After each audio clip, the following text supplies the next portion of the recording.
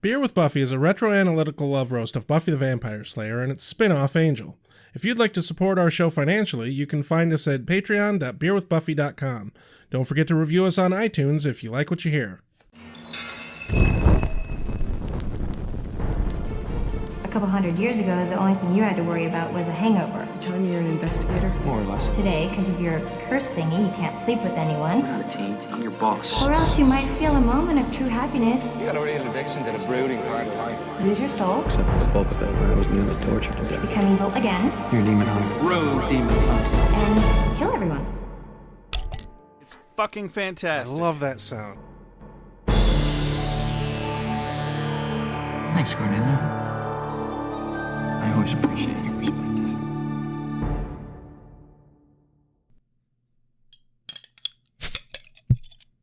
Good morning. Good morning. Welcome to Ale with Angel. I'm Rex, I'm Josh. and today we're doing Season 1, Episode 6, Sense and Sensitivity. Everybody's so sensitive today. It's like they got a rash or something. Or they got eczema or something. I know someone with eczema. It strikes me as horrible. Yeah, Just so horrible. it really does. Okie doke. Everybody, just real quick, I'm going to run down our list of executive producers, aka Patreon patrons. We have Meredith McCaslin, Rose Clark, C in quotes heaps, Andy Burgess, Kfro Gnome, Father Defenestrato, Alexandria Ware von Brunt, Kelly McAdams, Shuby Pathic, Carol Jude, AwA from the Heart, and Carrie Phillips. Thank you very much. Without you, this show couldn't happen as regularly as it does. Won't you be my neighbor virtually? Yes. Yeah, not in real life. COVID, hello. Keep that shit over there. And as per usual, I have a couple of reviews to read off. The first review I'm going to read off was given August 28th, 2019, a little over a year ago. 5-star review by Vertac. I do believe we have mentioned this particular review before, but I don't know that we've read it in full. So just to be safe, we're doing that. And also, Yeah. I think this may actually be Alexandria Ware von Brunt that wrote this. Really? Yeah, go ahead and read it. Well, the title is Great Laughs. They say, I was told about these guys through an acquaintance. Thank you, acquaintance. Thank you very much. And was a fan of the show. It makes me laugh even when Josh is being highly inappropriate. Also, Edgar Allan Poe is an awesome name for a cat. Goddamn right it is. I'm always happy anytime anyone mentions the name of my cat. And that's why we have a cat naming perk now. Yeah. Which, by the way, everybody, we have a cat naming perk. Yes. We'll name your cats for the low, low price of $5. I don't know why it's a recurring monthly donation, other than that's just how much. Yeah, names are just subscription-based now. Everything's Yes. subscription-based. Duh. If you don't continue paying for it, it goes back into the cloud. Yes, if you stop paying for the cat naming services, you have to change the name of your cat to, like, Todd. Yeah, something else that's not taken, that you have to have we need a unique cat naming system worldwide. This is very important, everybody. I think all unnamed cats should just be Todd. Okay, why Todd? I don't know. It's the first name that came to mind. Next review. So this review was actually written just recently on the 1st. At the time of this recording, that's only a week ago. Only a week ago. That would make it new. Yes. This 5-star review was written by Fire Grace, titled, I love beer with Buffy. You must subscribe. And hey, You must. you must subscribe. You must subscribe. I like that word must. Yes. It's very imperative. Yes. It's almost like you're obligated to do it because they said it. Exactly. And I'm going to go ahead and back that up. So the review follows. I've watched Buffy from the start to finish many times. Who knew I could gain new perspective? Rex and Josh are entertaining to listen to. Mom Synopsis, Broody Angel, Nice Guy Xander, and Spikety Spikety Spike. I giggle lots. Raise my brow in interest at their opinions, and then go back and rewatch the episode with totally new perspective. Totally new. I get sad when I run out of episodes, so I have to go back and listen to my favorites. They're addicted to the pain. Loving it with Angel so far. I do have to say that I don't enjoy the voicemails. I fast forward through them. Thanks, guys. Cammy. Well, we're sorry you don't enjoy the voicemails. yeah, it's just a great big stuff it to Crystal River Sam there. I mean, to be fair, they're a thing that we do mostly because we enjoy them. Yeah. Much like reading the reviews, we do it because we enjoy it. The feedback is good for our psyche and our diminishing returns on mental health in this time of crises. Yeah. And it helps us. Yeah, well put. You brought that together. I wasn't sure where you were going with it, but you sealed it up real nice. It helps us keep going with this show. Creativity is hard these days. Yeah, definitely. And I mean, don't worry about it because we're not getting all that many voicemails these days anyway. However, there is a cure for not liking the voicemails.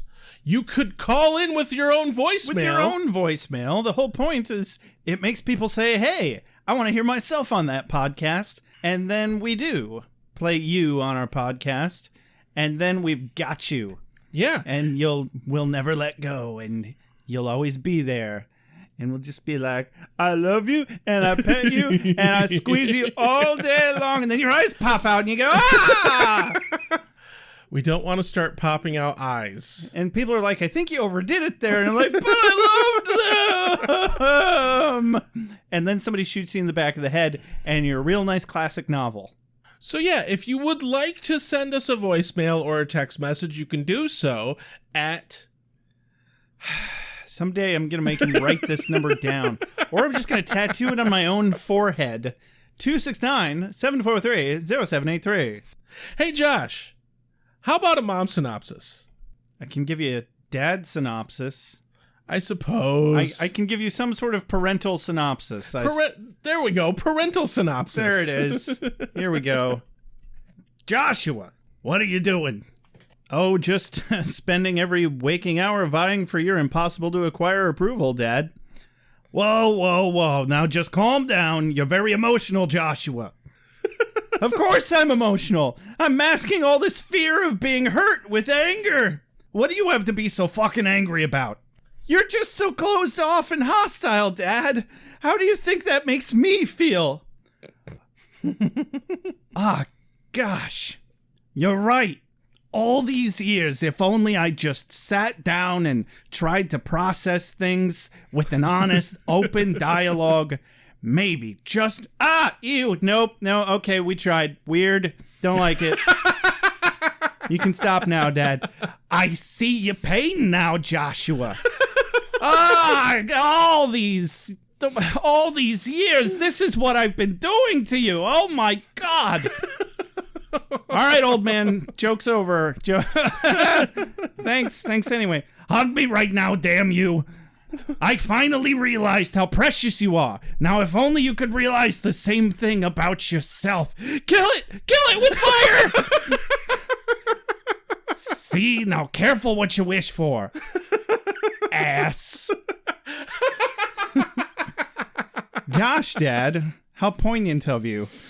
Kind of like how Cordelia wanted Angel to be more sensitive to other people's feelings, and then she gets her wish because some weird guy Alan is hired by Kate's precinct to conduct sensitivity training because a prisoner, little Tony, that Angel helped catch, has Wolfram and Hart working his case, who leverage some mild verbal abuse into police brutality as a means of engineering mass hysteria at the precinct, enabling little Tony to escape. This goes poorly for little Tony, but helps everyone else work through some repressed emotions, and although not much dignity is left intact, everybody escapes with their lives and jobs, and maybe feeling a little better about their interpersonal relationships. Except Kate's dad. He's still a dick. I was gonna say. Just like you, Dad. Fuck you, son. Glad we had this chat.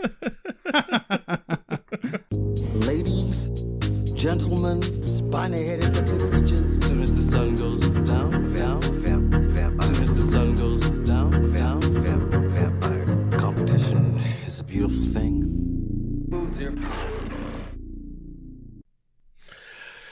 Cold open to some guy in an alleyway with duffel bag. Some asshat named Spivey. Yes. I guess that's his Spivey. last name? I don't know. Or street name or something. I don't know what the fuck it stands for. Yeah, but whatever. Don't really care. So she chases his ass through an alley. He does some neat parkour shit, jumping out a window. I liked how long it took for me to realize that it was Kate chasing him. Oh, yeah?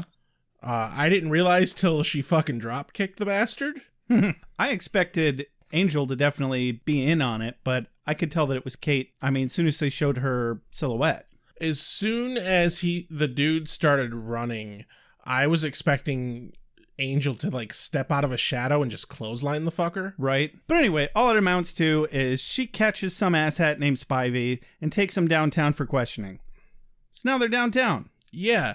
This is really brought up by the whole episode, but especially this scene where Kate is arresting this dude. He opened the car door and she fucking flying kicked him in the back and he slammed into the car door. Sure. Okay. Now this is portrayed as like a badass cop moment. I don't know about you. I have some feelings about watching this kind of shit given the goings on in the world. Right. I mean, she does more than a couple questionable things throughout the show, especially like when she shot at Angel when he was trying to run away. I'm pretty sure that's not protocol. Yeah. Like, and it's not just this show, like many shows, especially early 2000s, late 90s shows that involve cops. I've been having a lot of issues watching them with all the goings on. Yeah, it kind of glorifies police brutality a little bit. Yeah. And there's a bit of that in this, and it like bothers me a little. Okay, it bothers me a lot. I don't know if I'll ever get it back that I'm okay with watching shit like this. I mean, I feel like you'd never really see a singular cop chasing somebody down like this anyway. Like, there would be a team on it. You wouldn't have one detective out there doing her own legwork. Yeah, but I don't know. Reality currently makes me think a lot deeper about seeing any sort of police anything on TV these days.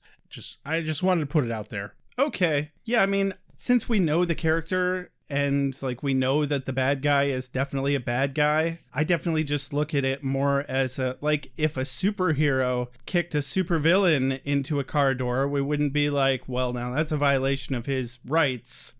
You'd be like, yeah, the fucker deserved it.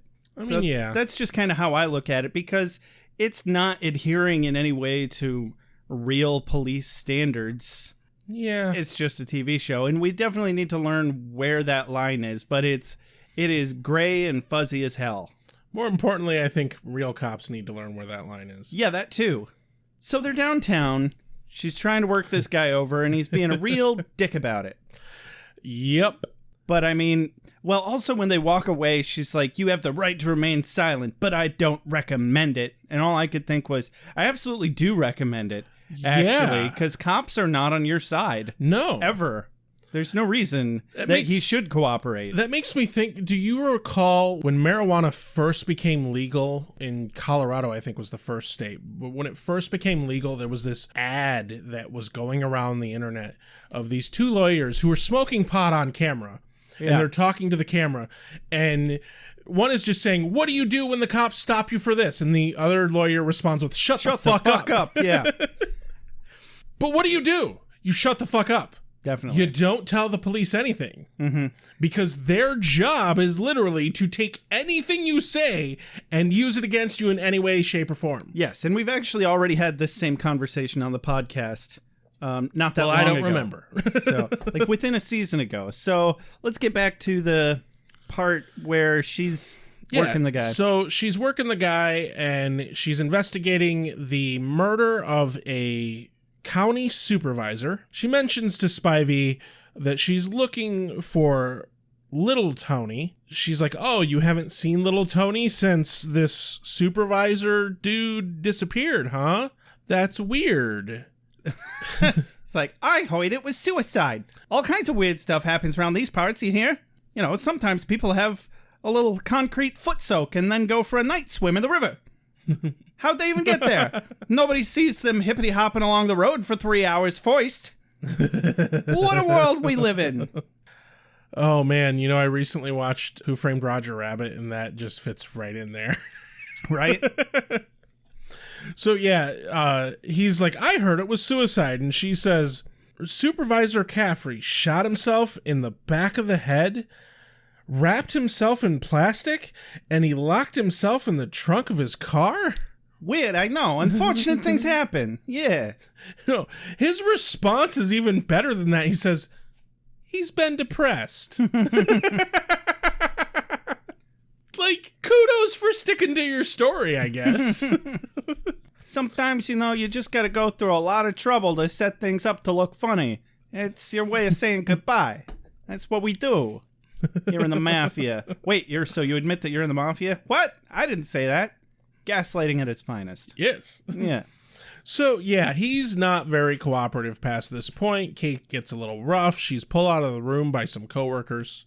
He's like, we should have gotten you out of there hours ago. And she's like, oh, but she's never going to talk. Well, then little Tony is as good as gone. If we can't find him, I don't know anybody else who can. Smash cut to The Man Who Can. Yeah. Guess what? His name happens to be the title of the show. Yes. And cut to a sewer where Angel is killing some sort of eldritch horror with tentacles. It's a hentai demon, I think. Yeah, it might be. Yeah. I mean, there's tentacles. We all know what tentacles do. Flappity, flappity, flappity. He's fighting the thing, and luckily Doyle comes right in with... God damn it, I broke. Stop it. Doyle comes in with an enchanted sword that he got just in the nick of time. Just in the nick of time. Not in the frank of time. Not in the Sam of time. But the nick of time. Yeah. Nick's way better with time than Sam. Sam's a dick, really. I don't talk to him anymore. Always go to Nick for time issues. Yeah, that's probably a better call. Yeah, he definitely... He's a very punctual sort. Yeah, he definitely makes enchanted swords on Sunday. So, Angel gets the enchanted sword. You know what else he makes on Sunday? What? Children's cereal. I'm deadly too! I don't think so, Josh. With little marshmallows, and they're rainbow shaped, and all the little colors of the rainbow, and they're like charms, and they're lucky for you. Anyway, moving on, Angel gets the enchanted sword, chops off a tentacle, and stabs the beast, which happens to be in the ceiling. And the beast is like, hey, ow. I'm just trying to live in the sewer, man. I can't even live in the sewer. God. My lips are really chapped, you guys. God damn it. Fucking hate that movie. I know you do. Anyway. Angel makes quick work of the slicey dicey. Yep. Tells Cordy and Doyle to cut off all the appendages and chop it up. Make sure you do a full dismemberment this time. Yeah. None of that half-assed dismemberment shit. Look, if Angel is paying you for dismemberment, you fucking do dismemberment properly. Right? Is he, though? I feel like that's kind of the problem here. You know, you're not wrong. He's got some pretty high expectations just for a little bit of exposure here. Yeah. Well, I mean, Angel is a bit terse. Laconic, if you will. Yes. And marches out of the room. He's just done with it. And Cordy is a bit... Perturbed? I was going to say verklempt. Oh, okay, sure. A bit verklempt in Angel's rudeness and goes on a very long, clueless rant about Angel's cluelessness. Yeah, I mean, it's more clueless that Doyle is getting choked out by a tentacle demon in the background.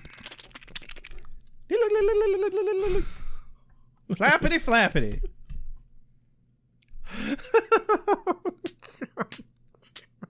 Using my tentacle sound effects. Oh, this is going to be one of those episodes, huh? So I don't think I'm prepared for they this. comically cut to commercial break. while Doyle's getting choked out, and Cordelia's like, oh, he is so clueless. Yep. Hey, there's a movie called Clueless. Was Charisma Carpenter in that movie? No. Okay. No. She would have fit perfectly, though. Yeah. She could have definitely pulled that off. Huh. Opening credits. And I will have to say, I'm a violin. yeah, I'm all about the opening credits now. It Excellent. finally, like, this was the moment that they truly, like, won me over. They started up. I'm like, fuck yeah, it's time for Angel. Oh, yeah. It only took 6 episodes. Hey, That's you not know, bad, frankly. Honest. Hey, I was here for it though. It's only a quarter of the season. I mean, the show got me before this. The opening credits, though, they took a little longer because I was used to Buffy. I had the same experience with the Deep Space Nine opening sequence. I hated it for a while, and then I was like, you know what? I really like it now. Yeah. Yeah. So we're in the office at Angel Investigations. Cordy and Doyle return from their grisly task covered in green slime. Immediately, quote of the day right out of the gate here with Cordy. She says, "Does giant tentacle spew come out with dry cleaning?" Oh, dear. And you know what? Probably. Dry cleaning is some magical shit, mind you. Right? You know, I feel like Cordelia's tolerance for gross shit is really going through the roof here, because when she gets back, her immediate priority is not, ew, gross shit in my hair, ew, and also smeared on her forehead and in her clothes. Like she is slimed. She's outright slimed. She's been slimed, definitely. Yeah. This is fascinating. I need a sample. I mean, she is worried about getting it out of her clothes, but higher priority is dealing with Angel's terseness, because she refuses to have further dealings with Angel until he shows a little more sensitivity. Immediately shuts him down as he's like trying to just tell her, hey, your mom called. You might want to call her back. Right. So just some highlights from their conversation. She's like, it is possible to brood and show a little interest in the feelings of others. I don't know that I agree with you, Cordy. Yeah, brooding is pretty, it's pretty inward. It's a very self-reflective thing. But I see where she's going with it. Angel looks over to Doyle. He's like, what the fuck is going on? I'm just getting blindsided by this shit. And Doyle's like, well, she thinks that you're insensitive. And not to bring up the irony, but considered a source. Which, I mean, yeah. I like the way he puts it. Because, I mean, she absolutely could be considered guilty of being a little insensitive herself. Or, a lot guilty. Look at the last episode, where her big claim to fame was being the bitch. Right? Yeah, self-proclaimedly. And so he's like, so I'm a little reserved. It doesn't mean I don't care. And she's like, it's like you don't have a pulse. I don't. He's a vampire. Phrasing. I mean, for fuck's sake, he's a vampire. He's not eating you. What more do you need? Seriously. Come on. I've had this argument so many times.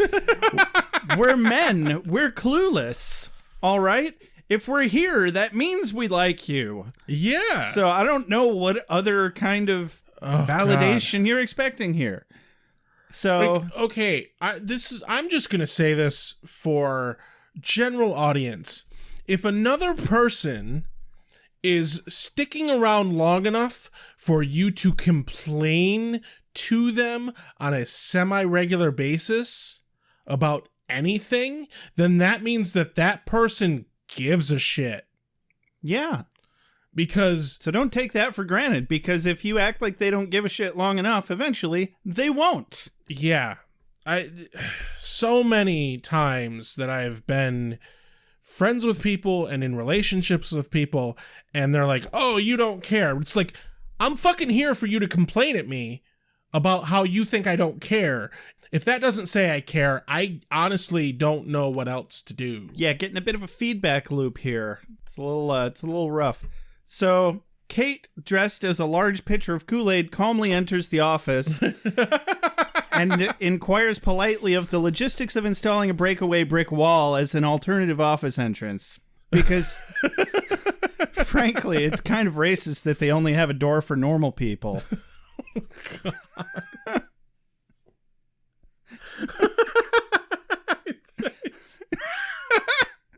Yeah, I didn't see that coming, did you? I got nothing. Oh, yeah. I just Kool-Aid Man Rex's brain. I just got this image of a giant fucking Kool-Aid Man, like, politely knocking on the door, going, "Excuse me, but oh yeah." Do you have a Kool-Aid Man entrance? I can't fit. The brick wall's over there, asshole. Oh. That's so condescending. Why is it always got to be a brick wall? Do you know how hard this is? You know, sometimes I like plaster. Sometimes. You never thought to ask, though, did you? You insensitive fucks.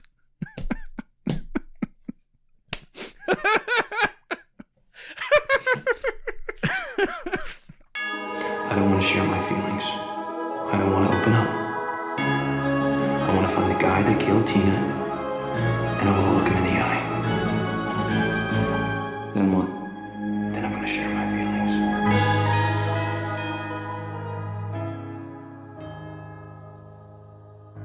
So, Oh man! all right. So the two laconic individuals, Kate and Angel, of course, make their way into Angel's office with scarcely more than 3 words each. Angel offers her coffee. Oh, she's like, "Angel, do you have a minute?" He's like, "Sure, coffee." She's like, "No, I'm good." That's the whole conversation. She's obviously had their coffee before, Right? like.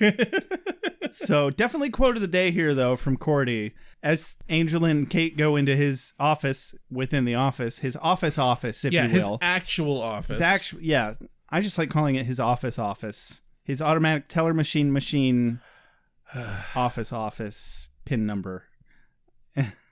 Irregardless. Sometimes I wonder why we're still friends. I'm working on it, man. I'm just... You'll eventually wear me down to where I'm just like, I'm done. Damn right. Fuck this. I never thought you were going to say yes to the podcast. It's a hell of a commitment. Anyway, so Cordy says, as they go into the office, she says, "Mr. and Mrs. Spock need to mind meld now." And I just thought that was really clever. I think she's a closet geek. Well, she dated Xander. She did. And I'm sorry, but there is no amount of dating somebody that some of their interest doesn't rub on you. Right? Like, Well, this isn't the first time that she's made a geek culture reference. oh no. I mean, just a moment ago, she said something about Jar Jar Binks. Yeah. I didn't get that whole speech. I didn't really feel like we needed it, but... No, well, she just specifically had said she was listing off things that she didn't care about. On the list, she mentioned Jar Jar Binks getting a talk show, which, oh God, please no. But yeah, fun fact, this came out the same year that Phantom Menace came out. I was thinking, man, that must have been really close. It would have had to. Phantom Menace came out, I looked it up. Phantom Menace came out in May. This episode aired in November. Okay, that makes more sense. So that's then. a pretty, like, new reference. So, you know, good on them for, like, new material. Yeah, they were definitely on top of it for the time. But yeah. It's still shit that ends up dating itself.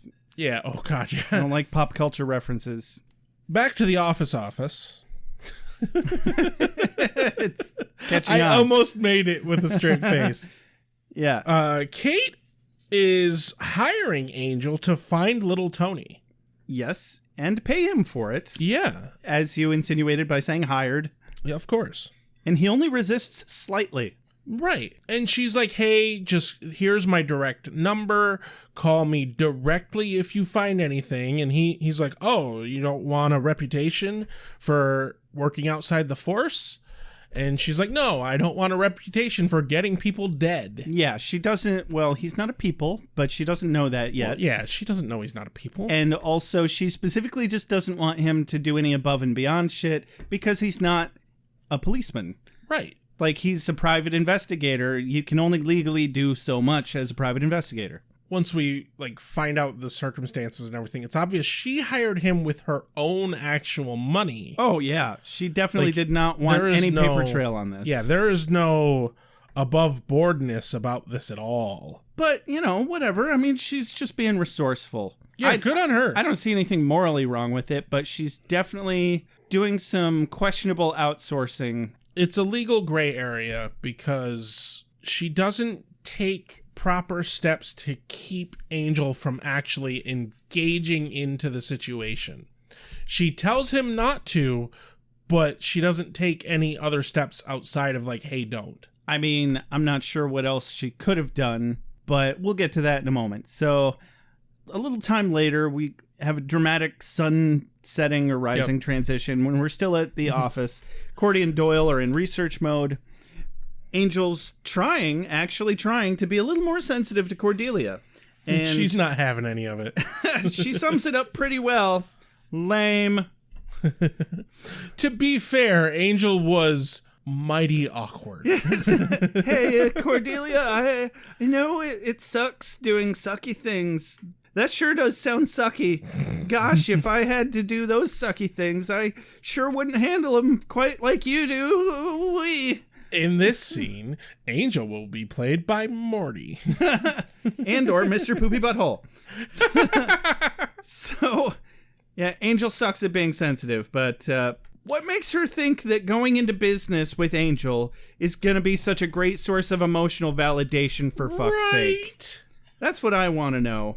Yeah, I'm thinking the fault's a little on her in this. It's on both of them, sure, but you get bit by a snake. It's what were you doing? If you picked the snake up and tried to hug it and it bites you, it's not the snake's fault. Yeah, exactly. Doyle found some info on body parts washing up on or Cordelia did. They washed up in specific areas and times, so Angel gets the brilliant idea, and it is actually a brilliant idea, to check times for tide. He wants ocean flow charts for the last 10 months. Yeah. You can actually do this. Like, you could go online right now and, like, calculate where bodies are dropped. Oh, my. No, it's fascinating shit. I've fallen down this rabbit hole like a few years back. I don't remember why. I think I was probably watching Dexter. Nothing weird about that. Yeah, that's what I was thinking about. I'm like, man, Dexter would have been fucked. Right. And this is a thing real police today do. When they find a body, they can actually trace the flow of water to find out where it went into the water. It's fascinating forensic shit, man. Good to know. Because it's fascinating. Yes. Not for any other reason. Certainly no practical use for that knowledge whatsoever. Yeah, it's not remotely important information with the fact that we live in an area that has a lot of lakes. That is correct. Has nothing to do with that. Yeah, lakes don't have flows. Not a one. Anyway, cut to the precinct. We meet Kate's dad, who's also a cop. Big surprise. Right? That's not a common trope or anything. Yeah. Speaking of Dexter. Right? I just couldn't stop thinking about Dexter's sister throughout this episode. So her dad's retiring. Turns out he might be a bit laconic too. Who knew? Yeah. He's downplaying his retirement party and tells her not to go to any trouble to do a speech at his party. I don't understand why she'd even tell him that she's going to do a speech. Just fucking do the speech. Right. Let it be a nice little surprise. Maybe he has a very specific negative response to surprises. Probably. Have you met the fucker? I just did, and yeah. That would track. But yeah, he's the kind of person that can't take a goddamn compliment. Right. Which is annoying enough as it is, but he's clearly got some deeper issues than that. He's very emotionally repressed. And if you couldn't read between the lines of dialogue, the sad piano overtones will tell you there's trouble in this relationship. Yeah, she got some daddy issues. Wah, wah, wah. And this is why the opening sequence has a violin in it. For all the sadness. And the broodiness. Yeah, that.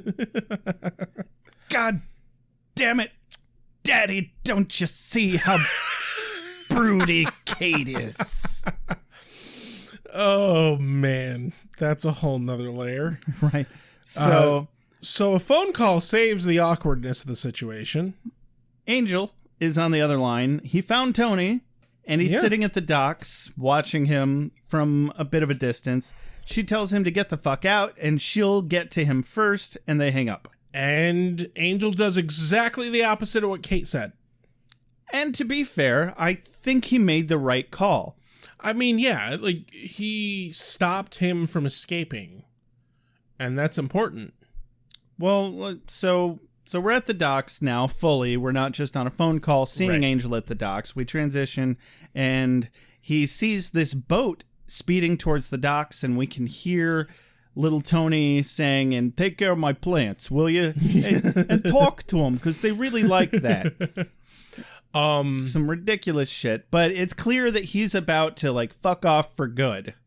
Angel watches a boat pull up, and, gee, I wonder if he's about to get more involved than she wanted him to.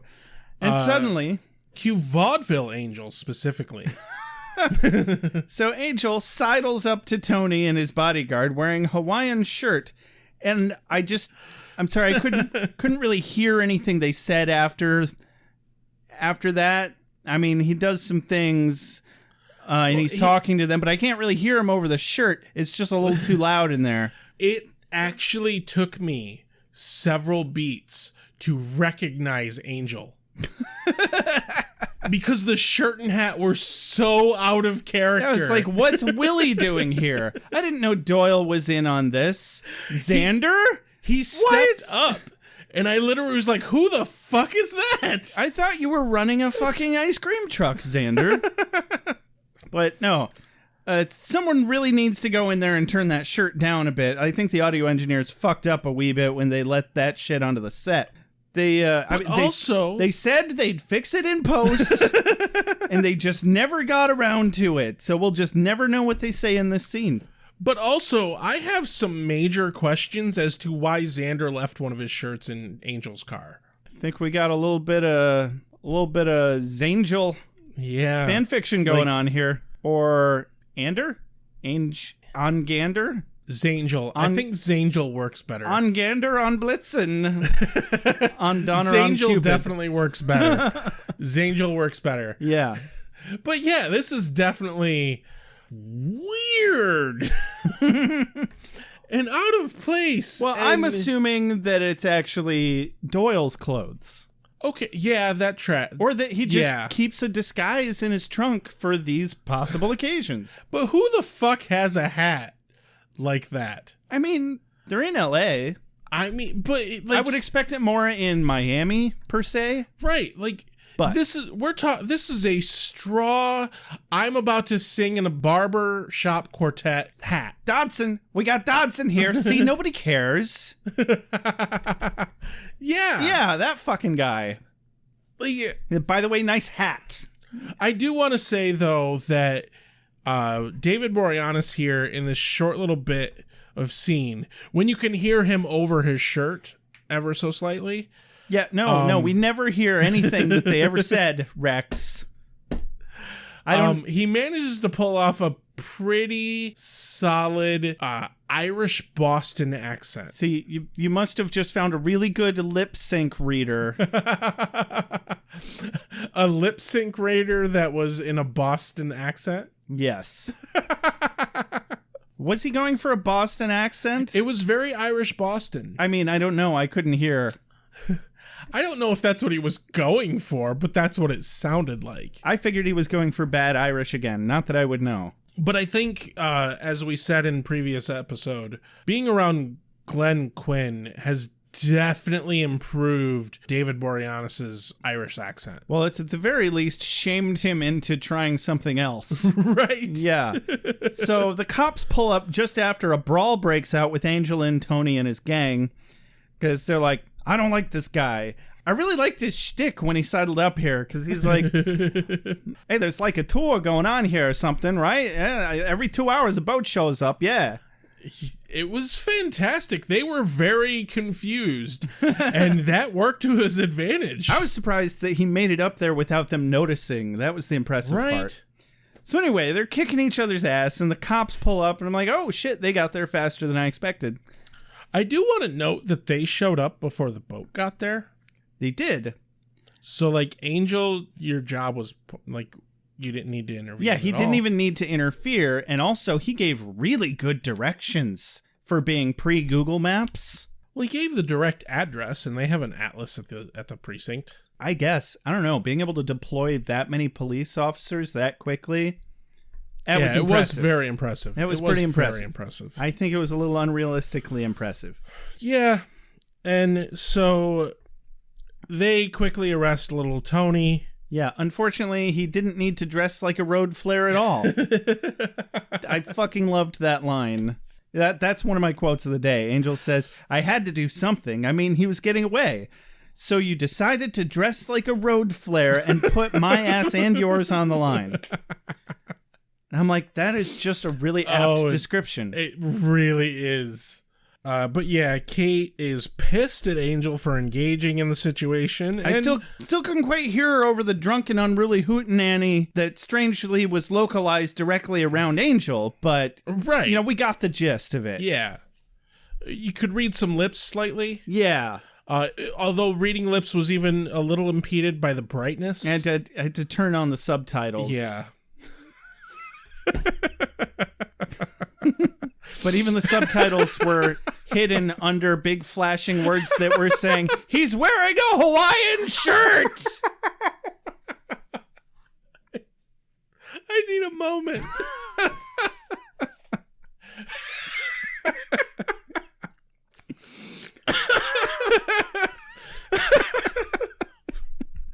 Every now and then. Every now and then, you manage to hold on to a joke for such a longer time than I think is warranted.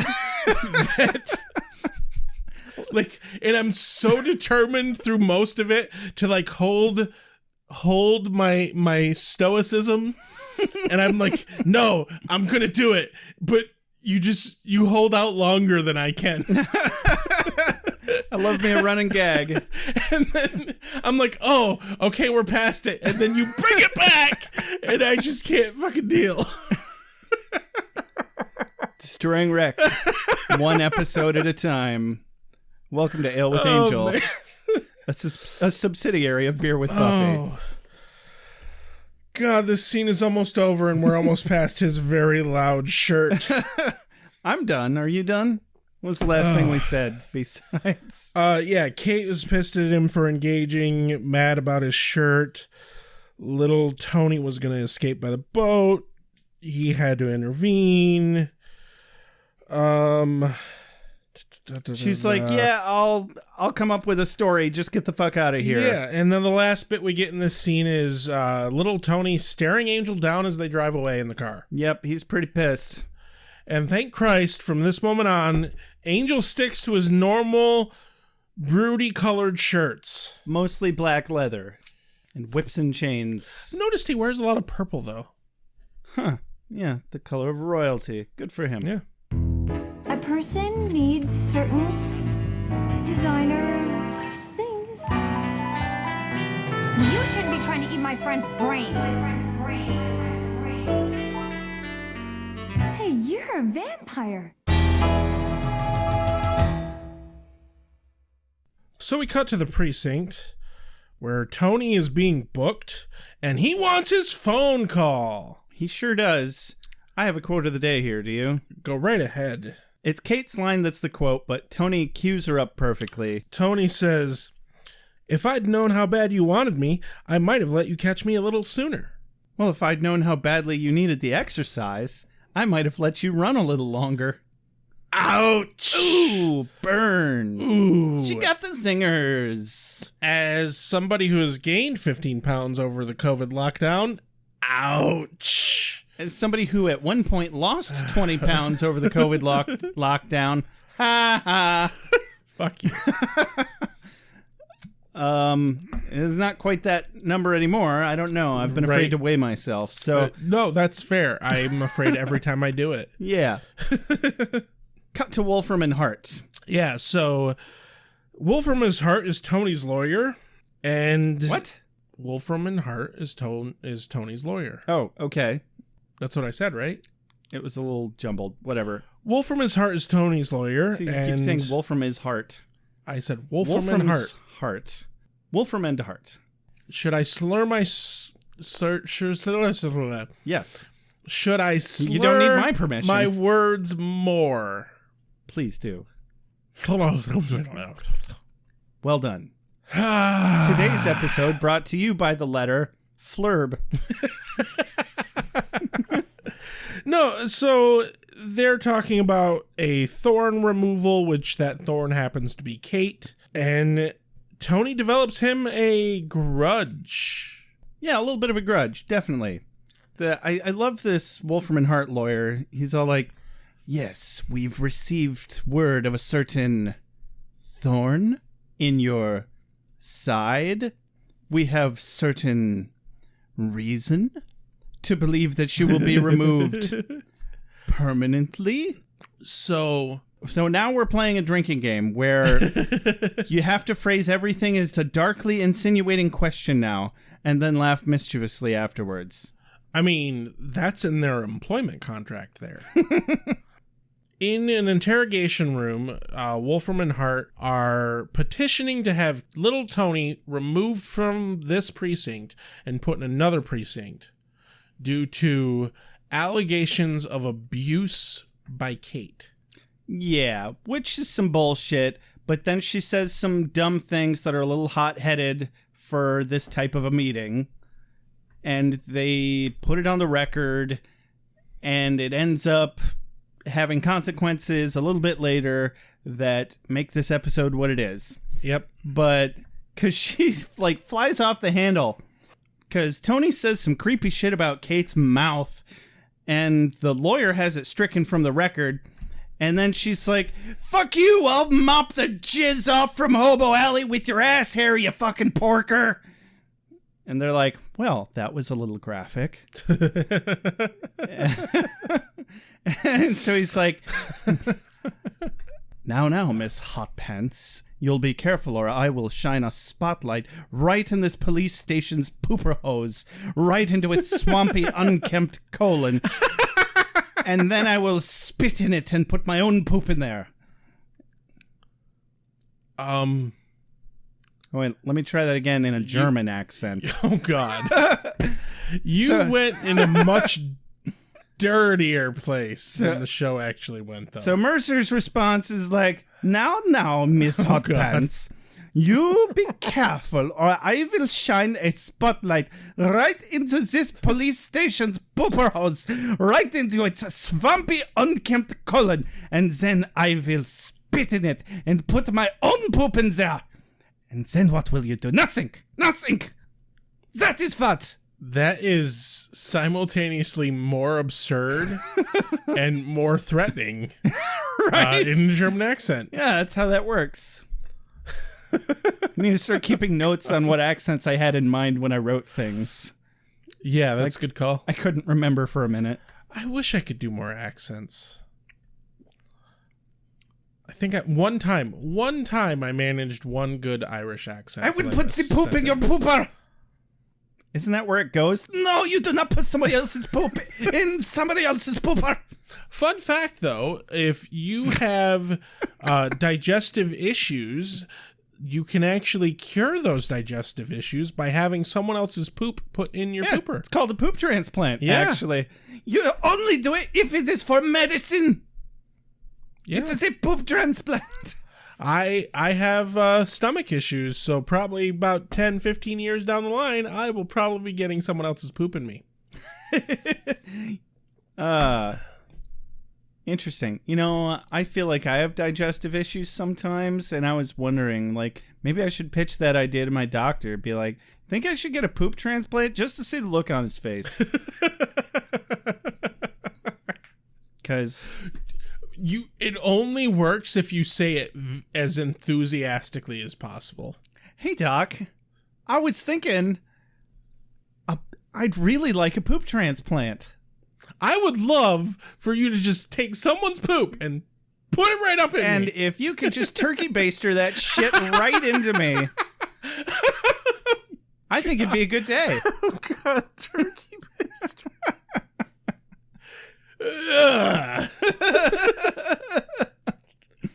Oh, that is some bad imagery. Oh, fucking quit that. Turkey baster. Okay. Full poop. Right in your pooper. All right. So I'm sure glad we didn't skip that scene. I feel dirty. You should. So, yeah, he plays all of his dirty, dirty lawyer tricks. That's how dirty you should feel, because these are dirty lawyers. Yeah. That was the double entendre here. Cut to Angel's office, where Angel has a pensiver. Well, Angel's all pensive, and Cordy's like, "You're very pensive." He's like, "I'm always pensive." And she's like, "Well, fine, you have a pensive-er face." And he does kind of have a pensive-er face. He's pensiver than he's normally pensive of. And she's like, "Oh, but you don't notice important things like the new shoes I have." Then Doyle walks in and is like, "Hey, Cordy, nice new shoes." So, win for Doyle. Angel's pensive. Cordy's got new shoes. And Doyle confirms word on the street, Papazian is planning something. Yes. That's about it. There it is. Anyway, cut to the bar, which is not, sadly, Da Bronze. Da Blue Bar. Just say it with me once. Da Blue Bar. Yeah, That's giving me blue balls. I don't know. Yeah, it's just not satisfying enough. Exactly. I can't get no. Da Bronze? That. Yeah. Kate goes into the bar. It's obviously a cop bar. You can tell by the fact that there are all the cops there. She walks up to the bar. Oh, she doesn't need to pay for a drink. Her dad paid for a drink. Yeah, and I thought this was his shindig. Turns out it's not his shindig yet. It's just a cop bar, I guess. Yes. Oh, that's why they call it the Blue Bar. Oh. That's clever, actually. Okay. But I legitimately did not think of it before that. That's funny. So he's paid for everyone's drinks. And yeah, classic closed off, emotionally dead control freak dad. Yeah. So the boss guy swings by and slaps a memo down in front of Kate. And I mean, Christ, don't these people ever stop working? Right? But who the fuck brings a memo to a bar? Exactly. But apparently they have to do some sensitivity training. And Kate's dad, of course, is like, "Back in my day, they beat us when we were insensitive, and we liked it because it was the only physical affection we ever got. And then they beat us some more because they could tell that we liked it. And they were right to beat us because we were all wussies, and then we beat each other up. And if there was an odd number, one of us would have to beat ourselves up, but it worked out fine. Just fine. I turned out just fine." Hey, Trevor, your stereotype is showing. Trevor? Yeah, that's his name. Oh, yeah. Right?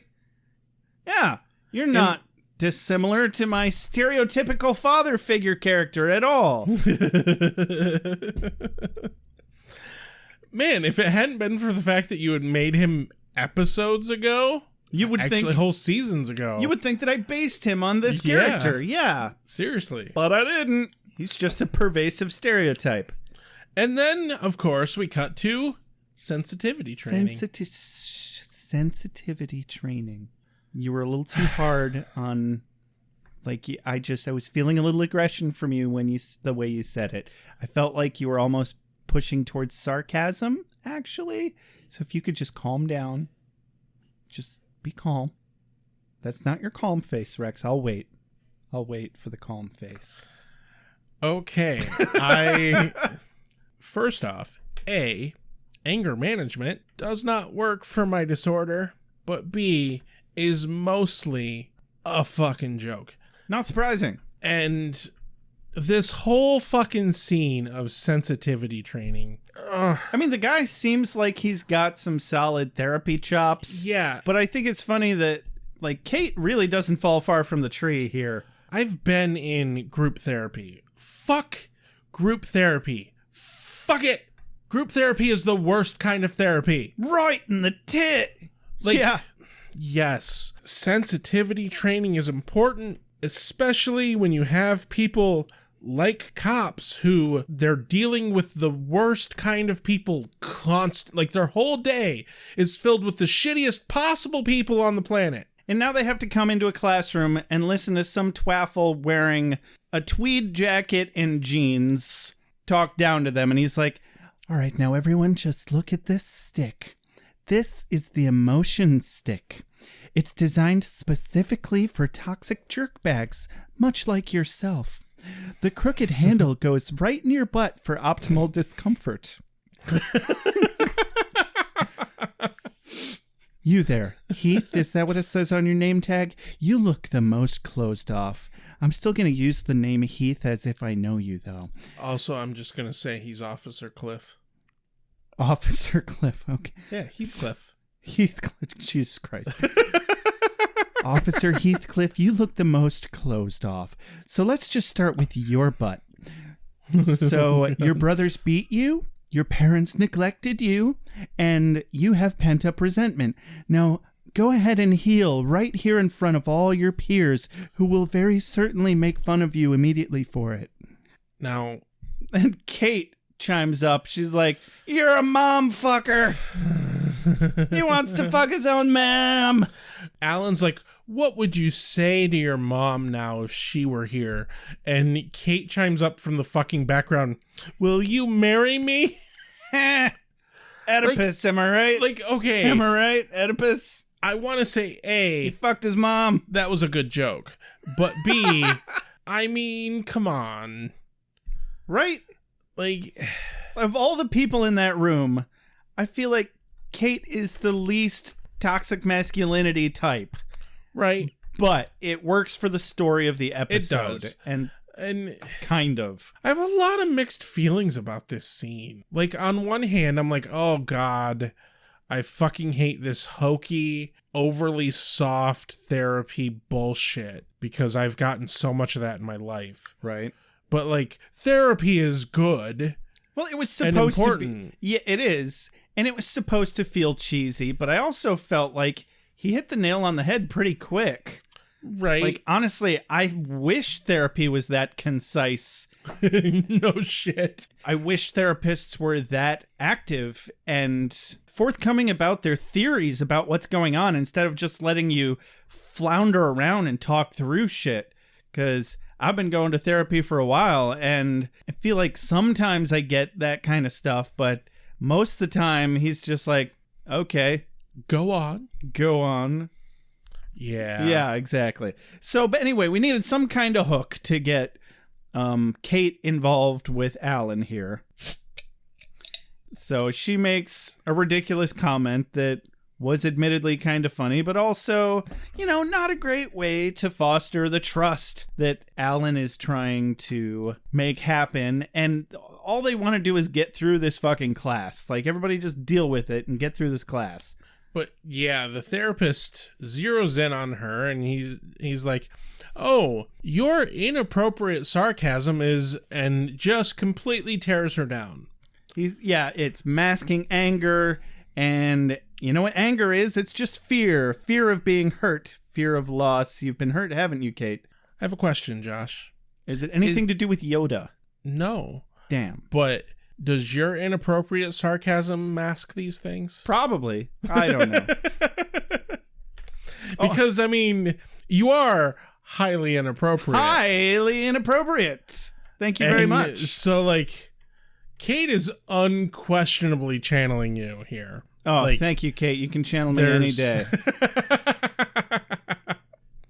There is some wibbly wobbly, timey-wiminess going on here with cause and effect. Yeah. But Kate is definitely channeling you specifically. Wow. I'm going to channel your time, Joshua. I got some chocolate sauce here. If you want to timey-wimey that right up your wibbly-wobbly pooper-duper. Wow. Chocolate hurricane, anybody? Anyway, moving on. Nobody? No, nobody. Anyone? Nobody. No. Dust. No. Anybody? No? No. Dust. It's a reference to Little Britain. Oh. All you Little Britain fans out there should get that. Especially those of you that are actually... I don't know. Is Little Britain popular in Britain? I don't know if it... I think it aired on the BBC. I don't know what it is off the top of my head. It's a sketch comedy show. Two guys. Sketch comedy is so hit and miss. I very rarely ever watch it. It's... Well, if you'd ever watch shows that I tell you to watch, you would have seen it. I sometimes do. Occasionally. Hey, I watched fucking Better Call Saul because of you. Oh, yeah, see? You're welcome. I don't see Angel putting on tights. Oh, now I do, and it's really disturbing. Protecting young women such as yourself? Oh, yeah, there's been 4. And 3 of them are very much alive. Cut to somewhere in L.A., Doyle and Angel are talking to Johnny Red, who is exercising on a ski type thingy. It's a very 90s workout. Yeah, definitely. And he's wearing the tracksuit and everything. It couldn't get more stereotypical thug, mobster, mafia, right, Italian guy than this moment right here. They decipher quickly that little Tony is going after Kate. That's pretty much the whole scene. Yeah, I did like that the dude overheard this because they all go to the same gym. So, like, there's a gym out there that all the mafia guys go to. Yeah. And that's just fucking amazing. Just a stereotypical mobster bar. But also, he's exercising at his own place while talking about going to a gym. Yeah. What the fuck is that about? Like, why do you have a gym membership? And also, why is he still so fat if he exercises that much? I got nothing. Moving on. Back to the precinct. Angel shows up and Kate apologizes to him. She apologizes for not thanking him for helping her catch Tony. Yep. And then she asks him to come to her dad's retirement party at the bar. In a very date-like fashion. It is a bit date-like, yeah. I'm like, somebody likes Angel. Well, specifically what makes it a date-like fashion is how she asked, and after she asked, she mentions about being nervous about asking him. Yeah, definitely. And the way she phrases it tells me that, like, she wants a piece of that. Very quite possibly. I have another theory. But also, who can blame her? Have you seen David Boreanaz? Right? Definitely. I have another theory, but we'll say that when we get there. Yeah. So, Angel's like, yeah, I'll go to your stupid party. By the way, I think you're in a lot of danger, and little Tony is taking out a contract on your head. She's like, well, shit. You know, Angel, if you had just popped out of the shadows and been like, Kate, you're in trouble, she'd have gotten it. Kate, there's a problem. Right. You perfected it with Buffy. Just carry it on, man. There we go. We have to call her Katie, though. Katie, there's a problem. Yeah, there it's you go. The same syllables as Buffy that way. Yeah. Oh, anyway, so this is where we realize that something's a little off with Kate. Yeah. Because he's like, yeah, he wants you dead. She's like, oh, I get that. I'm just saying he must be in some kind of pain to strike out at others in that way. And she's probably not wrong. She's not wrong, absolutely. I mean, if you think about it, every person that you think is a shitty person, they don't think that they're a shitty person. Everything that everybody does, oh my God, I'm actually quoting a fucking televangelist that I saw yesterday accidentally at the bar. But that's the problem with televangelists, is they're not necessarily wrong about things they say. They just have to tie it all in with Jesus. Right. And then ask you for money. But anyway, honestly, the asking for money part is the area I have the biggest problem with. We need your money to give to Jesus, and then we're going to buy a really huge house, but I digress. That being said, hey, check out our Patreon, patreon.beerwithbuffy.com. Great tie-in. Hey. Good God. Anyway. That's where the joke was. Yeah, everything that everybody does makes perfect sense to them. Yep. And sure, you can run down that rabbit hole all day. Right. But eventually you have to reach a point where you accept that it's not your responsibility or your problem, and everybody really needs to take responsibility for their own failings at the end of the day. I was taught very young to basically take care of your own house. Basically focus on your own bullshit. Definitely.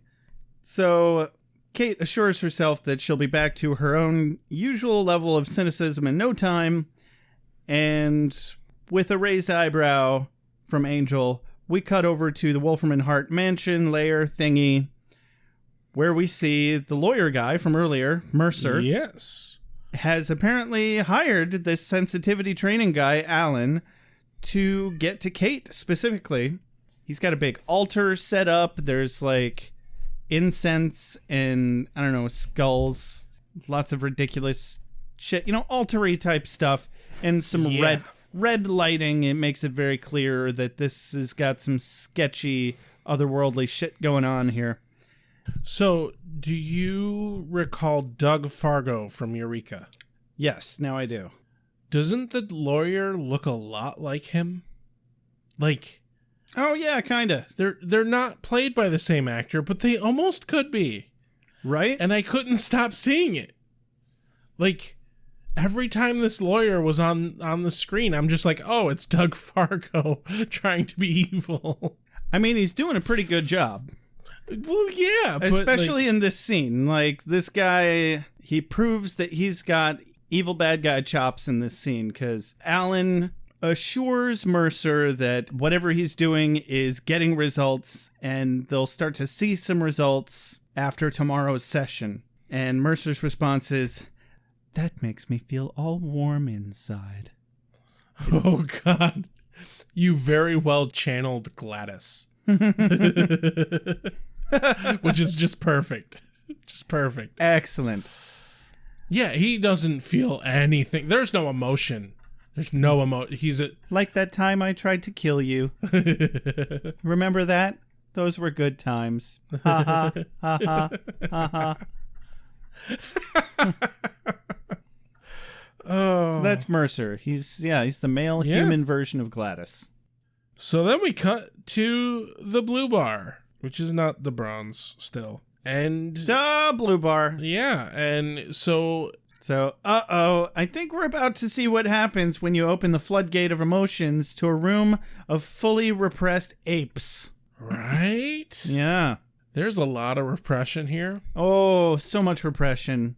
Never underestimate the power of repression. Kate's first line here, as she walks into the room at the very beginning of the scene, is, "I'm scared." And I was like, yeah, me too, Kate. Right. I mean, I would be scared with a room full of cops. Yeah, perfectly mirrors my sentiment. So she introduces Angel to her dad, who promptly all but calls her a lesbian. Before we get to that part, there is a quote of the day that needs to be addressed. Because Kate is like, "Hey, I'm nervous." And Angel is not really sure why. And she's like, "Oh, I have to do public speaking." And Angel replies with, "What about that thing that people say about imagining the audience in their underwear?" And it was such a hard line to get, because even the subtitles I have didn't pick it up. I had to fucking re-listen to it multiple times. But he says, "What about picturing the audience in their underwear?" And she looks at him and goes, "That's why I have you." She invited Angel so that she could picture Angel in his underwear for her public speaking. I thought she said "way ahead of you." I'm positive she said, "That's why I have you." That's what my transcript says too. That's what the subtitles on Hulu said. I'm positive that is not what I'm positive she said, "That's why I have you." Well, I'm positive you're wrong. So we'll double check. Or hey, Geraint. It's another drunken contest. Which one of us is right? Kate introduces Angel to her dad. Her dad assumes that Angel is her boyfriend, which, kind of an okay assumption at this point. Why would you just bring any old friend to a cop bar when your dad's retiring? Well, here's where my other theory comes in, which, yeah, her one line there, the one that we're arguing about a moment ago, is really the only wrench in my gears on this argument. Otherwise, I think she brought him as a beard. I think it's possible. A beard? A beard as a cover-up because she might actually be a lesbian, as he insinuates in the scene. Because she knows her father expects her to have a boyfriend and wants her to have a boyfriend. So she said, hey, you're a male that other people find attractive. Why don't you come with me to my dad's thing so that I don't have to deal with his shit? I'm not saying it's likely. I'm saying it's an alternative theory. It definitely seems more like they are shipping these two characters. It is not a bad theory.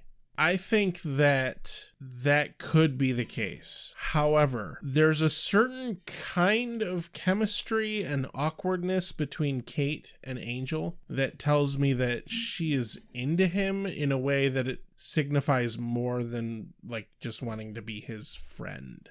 Sure, but it would also explain why she was nervous about asking him and relieved when he said yes, because she's more worried about having to deal with her dad's bullshit than she is about having a date or a boyfriend. Yeah. I think there are alternative explanations for probably most of these behaviors that you're attributing to her liking him. But anyway, that's just two sides of the same coin. Why did she bring Angel to the thing? Who really cares? So back to her emotionally stunted father. Yeah, and he is very standoffish, and after Angel congratulates him on making it to retirement and everything, his fucking response is, well, all I did was live long enough not to get shot. And Kate's like, why do you minimize such important things? Just take the compliment, you old fuck. Right. Yeah. Yeah, no, but seriously. So the chief sexistly announces it's time for Detective Lockley's speech. The sexy detective. Well, he just says, it's time for Detective Lockley's speech, the good-looking one. In which, you know, if she wasn't a coworker and the daughter of your coworker who's the same age as you, I could see that line being okay. But it's really not in this scenario. It's not. He's not wrong necessarily, but it's not right. It's casual sexism at its finest. Yeah. Yeah. Because, like, no, she's a respected detective at your precinct. Would you have said that about any of the hundreds of men in the room? No, you wouldn't have. Exactly. I'm with Wolfram and Hart. Everybody should have a lawyer like this. Mr. Winters shall never be convicted of any crime. Ever. Should you continue to harass our client, you'll be forced to bring him into the light of day. I want that stricken from the record. A place I'm told that's not all that healthy for you. So Kate gives her speech, and methinks it doesn't go as planned. Well, it starts off fine. It starts off good. And then it does a fantastic swan impression. Specifically a swan that is diving. It does a full-on kamikaze.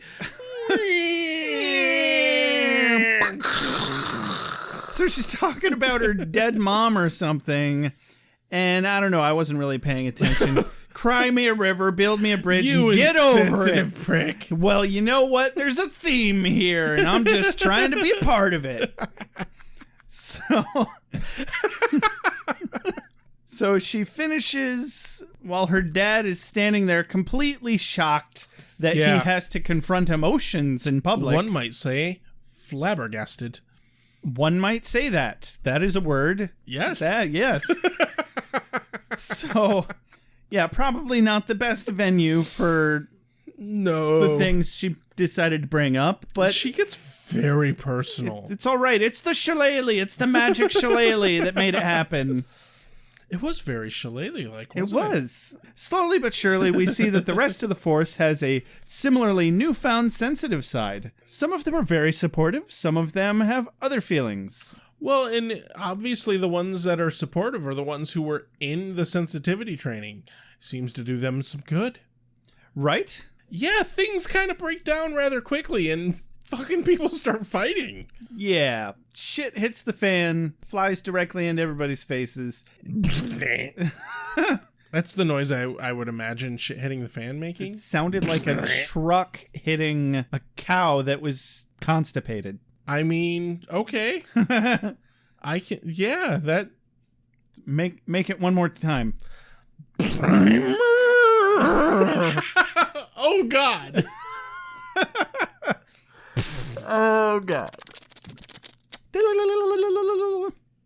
So all these cops are going fucking ape shit. They're all spouting off this psychobabble, pseudo-therapy jargon and phrases that I hate. Yeah, like a bunch of fucking hippies that are trying to be smarter than they are. One guy was like, "That was so brave," and other things such as, "Are you kidding me? Her old man's party wasn't the forum. Let it out, Dale. I always knew your mother was controlling. I'm passive aggressive. I'm hearing a lot of denial, okay?" Like, all these kinds of things that you're going to hear from social justice warriors, people that are well-meaning but need to shut their fucking faces sometimes. Yeah. Somebody else is like, "That was such a great breakthrough. You're completely blocked." All things of that, like, your need for catharsis is not the issue here. All just pandemonium is breaking loose. So Angel and Kate, dogs and cats living together. Angel and Kate slip out the side door and promptly fuck off, as one should. Yeah, in like, this type of a situation. I don't know about you, but a bunch of cops drunk having a fight sounds like a bad time. About their emotions openly, yeah. There are guns there. You're gonna have a bad time, okay? Exactly. So back to Angel investigations, and Kate is just so full of sensitivity now. And Cordy almost completely outs Angel as a vampire. Oh, right. Because she, like, walks into the room mid-rant. Like, her rant started before she entered. Yeah, she didn't know that Kate was there, to be fair, so. Right, and so she ends up turning the word vampire into ventriloquist somehow. Right. Kate doesn't even notice, but... Oh, yeah, she's way far gone. She's kind of busy getting lost in Angel's big, broody, fantastic eyes. Well... And who can blame her? Yeah, she's gone forever. We're never getting her back. Take a number, sweet pea. I will fight you. So she's like, "You have the most intense eyes. I see such an old soul." It's an old soul, all right. Right? Yeah, she's like, "I thought that enigmatic thing was just an act to get women. The truth is, you don't have an insincere bone in your body, do you?" And so, yeah, this is definitely a lot more evidence towards her really being into him. Yeah. And I definitely am leaning towards that conclusion myself. But I just thought I'd throw the possibility that, you know, maybe she is a lesbian and she's just having a hard time dealing with it because her dad's a homophobe. Or maybe she's also just pansexual and doesn't care. Yeah. That's also very possible. Or she's pansexual and having a hard time coming to terms with that part of herself because her dad's a homophobe. Very possible. Also very possible. So... But on that note, who can't get lost in Angel's broody eyes? Exactly. So we're swimming around in there, just like la la la la la. And Angel pushes for the name of the guy running the sensitivity training, and Kate gives him the flyer that we saw earlier at the bar. Yep. And it has his name on it. Handy that. Right? So his real name, fucking idiot. And Cordelia and Doyle are like, "Man, what's her fucking deal?" Kate, and Kate turns her attention to them. Oh my. The Angel's off and gone looking for information about Alan. And Kate's like, "I think you two are in love with each other." She's basically just a drunk white chick at this point. Right. Doyle has such a big hard-on for you. Like, there's nobody that can't see that hard-on from, like, 8 miles away. And, honey, yeah, I mean, you're not getting any younger. Why don't you give it a shot? And she's like, Angel, get back over here. Help!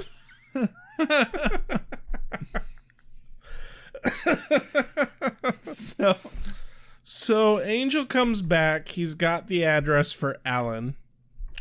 And he tells Cordy and Doyle that they're going to stay and keep Kate out of trouble. Mm-hmm.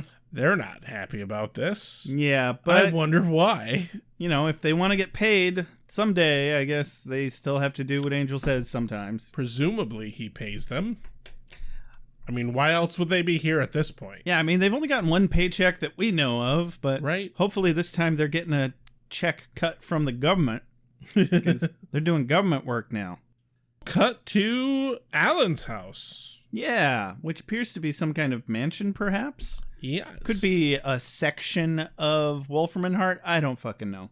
No, it is definitely Alan's mansion. Creepy lair, evil place. I mean, if he has the power to, like, make this stick do what it does, right? The dude's, like, infomercial famous. He's probably got his own place. You're right. Yeah, like, he's got a lot of books and a whole cult following. Yeah, he's definitely motivational speaker status. Exactly. Angel finds Alan's creepy altar thing place where he was talking to Mercer earlier, and Alan barges in on him, and he's trying to work his little therapist act on him.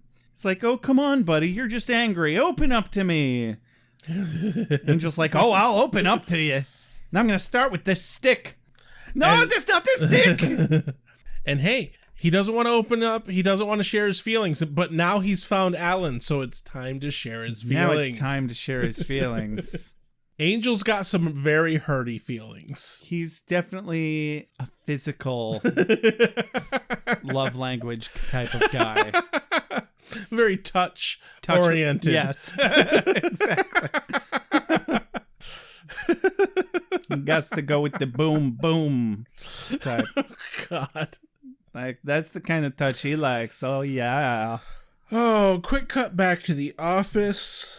Back at Angel Investigations office. Kate decides the office.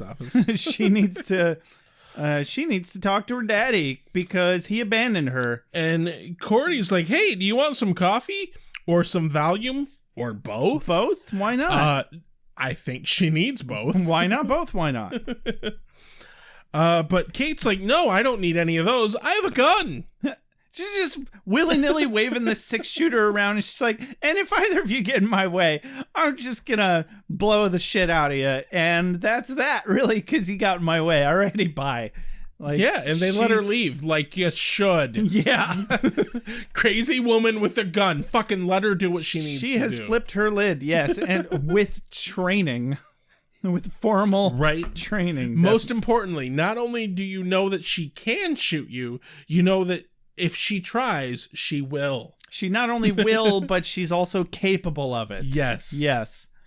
We cut real quick back to Alan's. It's a short scene, but Angel's like, "Oh, what demon do you worship here?" And Alan's like, "Oh, I'm a polytheist. I worship many demons." Alan is kind of going on about what the stick does, and he grabs the stick and he hits Angel with it, and he's like, "What are your parents like?" And Angel vamps out and says, "My parents were great. Tasted like chicken." I mean, to be more accurate, they probably tasted like pork because they were humans. Exactly. Presumably. Angel slams him up against the wall. But that's where the joke was. Oh, yeah. Tastes like chicken. Oh, yeah. Absolutely. Angel slams him up against the wall, and we don't see the rest of the interrogation, but we know where it goes from there. He shoves the shillelagh directly up his own ass, apparently. Man, that seems like a bad interrogation move. Alan does not look scared at all as Angel is holding this talking stick against his throat to the wall. Maybe he's a little aroused. Who knows? Sure, why not? I mean, he's been putting that stick in all sorts of asses. I mean, the casting director's done a fantastic job of finding creepy-ass dudes. Oh, God, to cast in villain roles. Right. Several episodes in a row now. Very much so. This guy, I thought he was Wesley, just from the thumbnail. A little bit. Then I was doing some other research, and I was like, wait, but the first episode Wesley is in is episode 10. So A first season? of first season. Shit, I didn't even realize it was first season. Oh yeah, it's coming up. I thought it was this one based on the thumbnail on IMDb, but it's not. It's this fucking guy, Alan, who looks kind of like Jim Varney. Oh God, If it does. Jim Varney were a televangelist. It's like a mix Yeah. between Wesley and Jim Varney. I don't know how I feel about that. I'm think- going to just have to move on from the feelings that comparison has given me. I think Alexis Denisof and Jim Varney are both considerably more talented than this guy. Unquestionably. So we're just going to leave it there. Judging by your uncomfortableness, I would say you're either about to ask me out on a date or you need a favor. Well, see, the thing about detectives is they have resumes and business licenses and last names. Pop stars and popes, those are the one-name guys. So from there, we cut to the precinct. Where one cop thinks it's a great idea to let all the prisoners out because they're all just locked up in there with the big ones picking on the little ones, and it's not fair. It's not fair. It's not fair at all. And he opens up all the cells, and they gang up on him and kick his ass immediately. Who could have possibly foreseen this? Everybody. Literally everybody. Just to highlight a few things, because it's pandemonium at the police station at this point. A traffic cop having emotional whiplash. A beat cop that thinks this woman is not listening quite enough to her mugger's feelings. I loved the little bits of the cops, like the idea that the cops would be like, you haven't really considered the whole truth of the situation sort of bullshit. Because, like, I've met cops who do this shit. This is all about victim blaming hood. Like the whole, right? Like cops already do this. Like I have been told, well, maybe you should have just walked away. Like, yeah. Like seriously. Like dude was trying to get into my house or your house as the case was. Yeah. Maybe you should have walked away. That wasn't a fucking option. Yeah. It wasn't an option. Like, if somebody starts a fight with you and you fight back, they will seriously be like, well, unless you were actively trying to get away, then we can charge both of you with fighting. Have you considered the feelings of the drunk guy who tried to pick a fight with you? I don't think you have. But yeah, there's definitely some real social commentary about our legal system going on. I'm a little sad, given all the reality happening in the world today. Mm-hmm. It really made this episode difficult for me. Especially since we're supposed to side with the police on this one. Exactly. Not that police... We're not trying to hate on police, but we are hating on police brutality. Yeah. We're definitely, look up Black Lives Matter. That's where we're coming from here. Yep. So... Because not blue Black Lives Matter. Not blue lives matter. Not all lives matter. Black Lives Matter, because any other movement that sounds similar is just trying to detract attention from Black Lives Matter. Exactly. So, we're outside the station now. Cordelia and Doyle run into Angel, where they had followed Kate to because she ran off with a gun. Yeah, and you know what? Crazy woman with a gun? I don't know that I would follow her. Good on them. They clearly kept their distance, so they're not dumb. They're not dumb. Angel rightfully believes that it's hug time for the Scooby 2.0 starter kit. It is hug time, apparently. Yeah. Somebody soaked that shillelagh in some kind of drug. Probably ecstasy. I mean... right before they shoved it up Angel's ass. Yeah. Definitely ecstasy. And Doyle's like, I think you found Mr. Sensitivity. Angel's like, it was right here all the time, just waiting to come out. Gosh, what our folks do to us, huh? I'm like, here. Right. Truer things were never spoken, Angel. Cut to Kate calling her dad and leaving voicemails. Oh, yeah. And we go back to Angel and Cordy and Doyle, where Angel gives them the kind of rundown of what's going on. Yeah, basically, the stick is cursed. He knows that he's cursed, but he's still doing the whole sensitive acts routine. Yeah, and he does point out that it will wear off. Important information to have, definitely. Yes, their uber sensitivity is not permanent. I never would have thought I'd say this, but I Can't wait for Broody Angel again. It would be lovely to not have to witness this atrocity of nature ever again. So we get the story that the shillelagh is a talisman being used by Alan. Anyone that touches the stick becomes infected. Angel says, he admitted it to me after I threatened him with violence. And he's so upset. Like, I can't believe I did that. I can't believe I used violence. I could never, but this is still relatively in character. He's very self-flagellating about being violent in his past, but now it's just extending further into present actions. My favorite part about this whole scene, though, is Cordy's like, oh, it's time to vamp out and let's kick some ass. Angel's like, no, I don't want to. I think you judge me when I do. Lots of good moments. There was a lot packed into a small amount of time, and it was in a very difficult way that it's hard to riff on, and we just can't mention everything. So, blah, blah, blah. Wolfram and Hart did it. Duh. Yep. Tony wants to kill Kate after he escapes. This was the plan all along.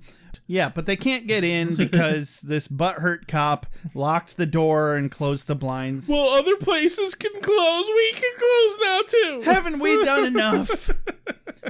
Let's see how you feel when we turn our backs. Oh, and then we get a little bit of, like, there's a quick cut to a policeman reading poetry to a convict. Now, I felt really bad about how I treated you earlier, so I wrote this poem. I did see a leaf, and thus cried. And I did cry. That's what it was. And then we get to Kate at her desk, and her partner comes up and kind of nice guys her. Yeah, he nice guys out on her, definitely. He's like, I've been into you for so long in unrequited love and blah, blah, blah. How come you never wanted me back? Rejection, blah, blah, blah. Well, it would be nice guying if he were not under the influence of a, like, mystical stick. Yeah, but he was under the influence of a mystical stick. So it's a little okay. It's not his fault. It's certainly not problematic behavior. I mean, everybody's behavior right now is problematic, but she's a very attractive woman. It would be very difficult to be her partner and not develop feelings for her. Hey, good on him for going this long without making it fucking weird. Without making it her problem. That would be nice guying it. Exactly. But it took a mystical stick up his ass to get there. So he's cool in my book. So now we cut to little Tony busting out of jail and getting guns from the fucking armory in the precinct. Angel and Cordelia and Doyle break through a window to get into the station. Angel doesn't feel very good about this. Yeah, they have a weird conversation about saying please, and then walk into the main area where little Tony and the thugs are all pointing guns at Kate. Angel walks in. This is a quote of the day. Hey, I'm feeling some serious negative energy in this room. And Kate says, do you understand how that gun makes you come off as hostile? And that body language, it's so closed. Yeah, tons of great little pseudo... Yeah. Oh my God. Therapeutic lines. They're great. Both Angel and Kate have all these, like, touchy-feely, soft, caressing bullshit dialogue, yet they still kick fucking ass. Yeah, there's still a part of themselves in there that are just using this as a cover as they launch into a fight with these guys. Kate shoots a guy. Angel pats a chair in front of Tony and he says, now why don't we sit down together and process this? And then all the fists start swinging. Hits Tony with the chair. Kate shoots a guy. And we get a few gems in there, like, as they're fighting, Kate's like, now how do you think that makes me feel? Honestly, I put that down as a quote of the day. She shoots a guy, and just the idea of shooting someone and go, how do you think that makes me feel? Angel gets one too. He's like, okay, now I'm just feeling unheard. Did you write down his painbow line? Of course I did. I didn't write down the whole line. Go ahead. And then the golden child line of the entire episode. Angel's like, Anthony, you could be a rainbow and not a knocks his ass on the ground, a painbow. I mean, it really is all up to you. Be a rainbow. Oh, the pun makes me so happy. Not a painbow. Everybody. Oh, I love puns so much. Good God. And I think that was the climax of the series thus far. Thus far, yeah. That hearing that line especially come out of Angel's mouth, made it perfect. Angel and Kate have a big heartfelt hugging reunion. Like, you can almost hear that music in the background as they're like they should have just played the opening theme music as they slowly went running for each other. Angel! Right. Kate! Angel! Kate! Inuyasha! Kagome! Oh, God, that fucking shit. Inuyasha! Kagome! I hate that anime. It starts off good, and then they just go completely downhill after season 2. Then we get some wrap up here. We have a short little bit with Wolfram and Hart where little Tony is like, "Oh, you're my lawyer," and Wolfram and Hart is like, "No, you know what? Fuck you." Actually, you're too much of a liability. You're fired. What? You can't fire me. I'm your client. Well, we just did. Tony's point is like, "Oh, I did what you wanted me to do," and they're like, "No, we offered you the opportunity to escape jail. You're the one who wanted to shoot people." Yeah, you done fucked up bad when you can't even get an evil empire of lawyers to help you out. Right. When you've got all the money in the world to throw at them. And then to the precinct where Kate explains that everyone decided that the blue bar had spiked punch. Yeah, somebody poisoned the drinks or whatever. Someone poisoned the water hole. Exactly. I love that they keep coming up with real world reasons for Kate to believe that things went down the way they did logically, and walk away still knowing nothing of the supernatural side of things, and especially that Angel is a vampire. And I can't remember. This is the second time now. Yeah. So I'm really interested to see how long they carry this idea. Yeah, I can't remember at all when she figures out or how she takes it, but I know she doesn't stick around the whole series. So. I can't fucking wait till that moment. So I'm pretty sure it doesn't go down well. So they awkwardly part ways, confirming that neither of them really remember if they said anything weird to one another. I think Angel does remember because Angel was not under the influence when Kate went on and on about his intense eyes. Exactly. He had not yet touched the stick or had it shoved up his pooper. No. So Kate's dad pretends he's doing her a favor by telling her, as far as he's concerned, her speech never happened. What an asshole. Repression is a powerful tool, and denial ain't just a river. So Angel sadly spies on the situation from across the room and then broods his way out the door. As only Angel can. God damn it, Kate's dad. Don't you see how sad you make me? I'm so broody, Kate's dad. God damn it. Gerarg. Gerarg. Is this for me? I must be ready. I need my strength. Give me more! Night, I shall walk in the earth. Hold on.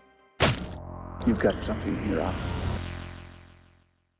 How'd you feel about this episode? I had mixed feelings about this episode. Same. It worked so well in the moment, but it was really difficult to take notes on reviewing this episode.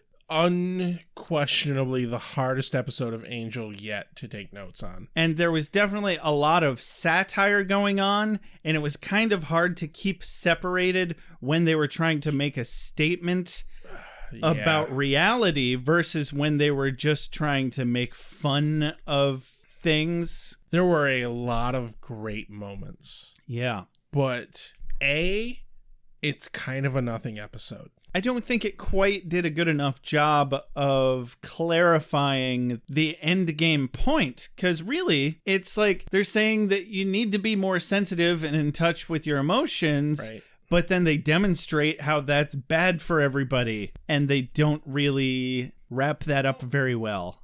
It hints at the idea that too much of a good thing is bad. Yeah, all good things in moderation. Most of the bad, negative feelings I had about this episode dealt with dissonance between 90s era and today. And my current today views on cops and my current today views on emotional sensitivity.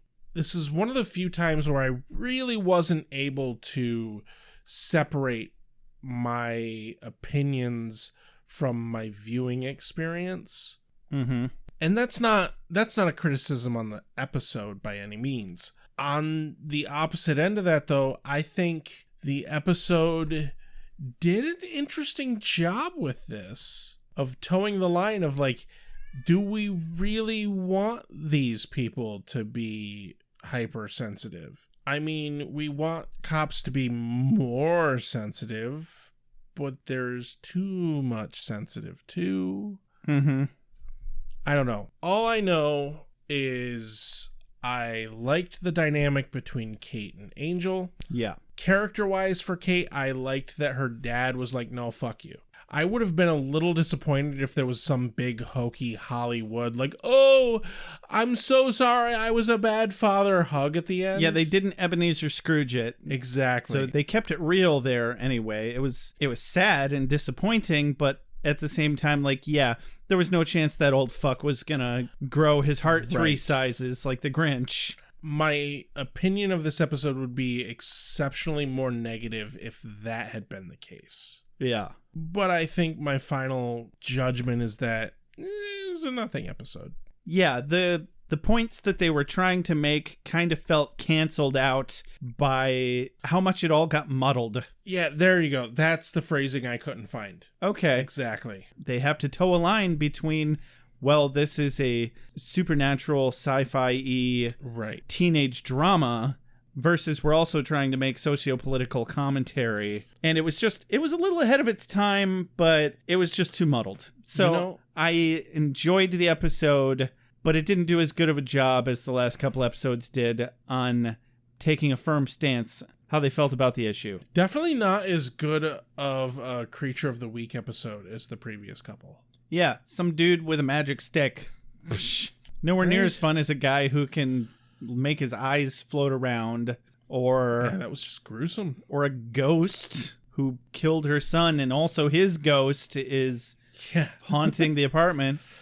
Yeah, Creature of the Week thing was pretty weak. What's your quote of the day, Rex? I'm actually going to give my quote of the day to the Mook. The Mook? Yep, Spivey gets my quote of the day. Interesting. Just because after Kate is like, oh, he shot himself in the back of the head, wrapped himself in plastic, and put himself in the trunk of his own car, and his just deadpan response of, he was depressed. That gets my quote of the day. Okay. Lighthearted. I wanted lighthearted. That is a perfectly valid thing to desire. I also, most of the time, want lighthearted, and I don't think there was enough serious about this episode. Oh, no, definitely not. Or at least not enough that they did well enough to take seriously in this episode for me to bother looking for something heavy. Right. So what is your quote of the day? So my quote of the day, I'm just going to have to go with, you know, Anthony, you could be a rainbow and not a painbow. Because that's just so ridiculous. I feel like the writers were just like, can we just finish this episode already? All right, everybody. This has been another episode of Ale with Angel. Don't forget to follow us on Twitter, like us on Facebook, review us on iTunes. First and foremost, if there's anything that you can, in fact, do for us, that is review us on iTunes. We'll read your review on the air because that's how much we like them and that's how much they help us. If you would like to support us financially, you can buy our stuff at store.beerwithbuffy.com. We have shirts, stickers, hoodies, and mugs. If you'd like to support us financially without having junk to throw around your house, and you just need a clean transaction that just makes you feel good about yourself, go on over to patreon.beerwithbuffy.com and pick our cat naming perk where we can... Have you ever had the problem where you have a cat and you just don't know what to name it? And gosh, if somebody could just take that weight off of my shoulders, I sure could sleep better at night. Well, Josh and Rex are here to do that for you here on Ale with Angel / Beer with Buffy. And then any money that you donate to us through patreon.beerwithbuffy.com will go towards the proceeds of keeping this show on the air and coming right back at you. If you have any questions, comments, or concerns, you can always email us at beerwithbuffy@gmail.com. You can always leave us a voicemail or text us at 269-743-0783. Big shout out and thank you to JJ Treadway for most of our opening and transitional music. Ladies and gentlemen, this has been Ale with Angel. I'm Josh. I'm Rex. Have a good night.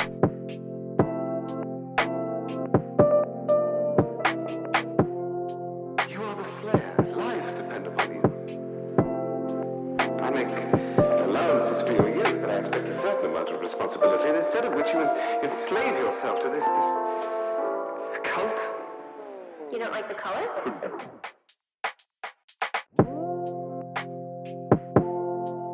You have a sacred birthright.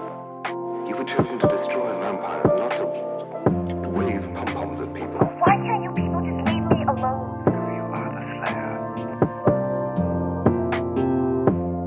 Go ahead. Prepare me. I'm a watcher. I haven't the skill. Oh, come on. By appealing to your common sense.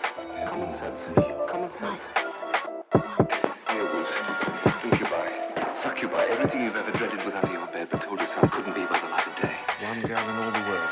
Common sense. One gal in all the world.